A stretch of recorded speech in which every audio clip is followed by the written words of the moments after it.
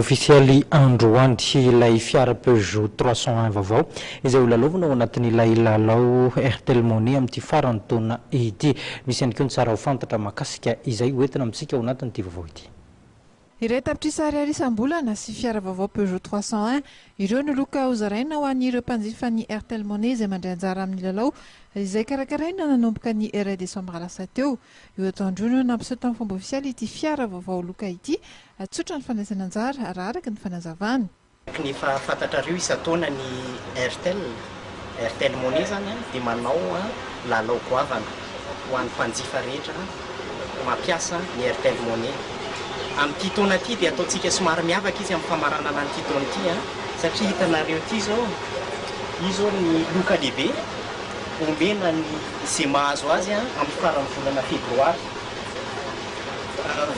Voiture Peugeot 301 izy ity vaovao raika dia raika izy io zany ho an'izay tsara vitana ka mahazo azy. Ny endrik'ilay lalao dia hitanareo amin'ity tableau ity angambany. Mila manana compte Airtel Money le olona zany na manokatra. Rehefa voasokatra le compte Airtel Money ho an'izay tsy manana fa izay manana kosa tonga dia afaka manao monsieur souscrire amin'le jeu manao étoile 262 dièse étoile 262 dièse dia tonga dia tafiditra amin'le lalao izy dia zay transaction rehetra zay opération rehetra ataony amin'ny Airtel Money dia azony isa.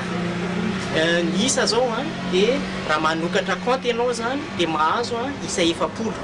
Raha manao dépôt ianao manao retrait ianao transfert d'argent dia mahazo isa 20.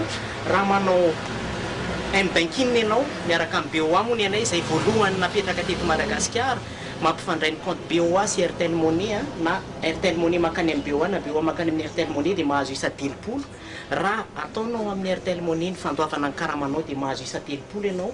Raha mandoa jirama ianao, mandoa lasantsinao eny amin'ny solika Shell ianao tobin-tsolika Shell, mandoa Air Madagascar ianao, BR Madagascar, mandoa Canal Plus ary Parabole dia mahazo isa 30. Raha mipaye zavatra eny amin'ny tranombarotra mandray Airtel Money ianao dia mahazo 20. Ary raha manao fahana amin'ny alalan'ny Airtel Money ianao amin'ny fahana Airtel dia mahazo isa 10. Zay zany dia mila manenjika isa 300 ianao mba ho anisan'ireo sarina amin'ny azona nyity fiarakodia ity manomboka ny volana Desambra ianao zany janoary febroary mila manenjika isa 300 dia tafiditra ao anatin'ny fisarihana amin'ity fiarakodia ity. Nandritra ity fotoana ity ihany koa nanolorana ny taratasy-bola voalohany tetinary tapitrisa ariary ho an'Andriamatoravo. Izy no anisan'ireo voalohany nahazo noka tamin'ity lalao ity. Faly dia faly ny lehilahy noho izany. Vola transféré vola tena mety zay azahoana an'ireny. Nanomboka novambra. Mbola mitoetra amin'ny volana febroary moa ny lalao.